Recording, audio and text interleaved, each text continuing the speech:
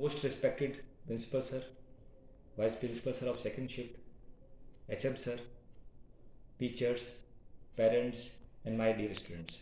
First of all, Happy Republic Day to all of you. This is the day, 26 January. It is the Republic Day of our country. Every year we are celebrating on this day.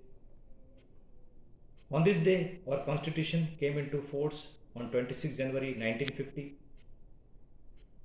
Our constitution is the supreme law of our country, and it is the largest written constitution of the world. And Bhim Rao Ambedkarji is the father of our constitution. India is a secular and democratic republic. The meaning of republic is that leader of that country is a president, not a king or queen. And this would not have been possible if our national freedom fighters have not gave a supreme sacrifice for the independence of our country. And I salute them. And it took about 2 years, 11 months, and 18 days for the completion of the Constitution of India. And there is a large parade and various activities is conducted by the Army, Air Force, and various forces in New Delhi every year. And in Republic Day gives us the message of unity, harmony, and equality among the society. From the last 72 years, we have developed a lot, but there are few shortcomings, some drawbacks are there. Those drawbacks are unemployment, corruption.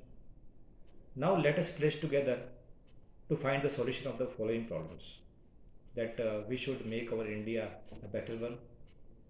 We should do our job sincerely and with honesty, protect our environment, make our country a corruption free, and we should clean our surroundings. These are the things we have to do, and at grassroots levels we can do, and we can make our India a proud one and better one.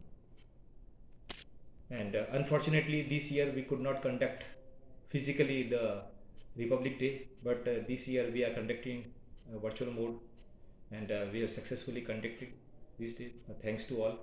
And on behalf of Kendriya Vidyalaya Ambarnath, I extend my sincere thanks to all the teachers, staff members, and students who have participated in the various competition, and all the staff members.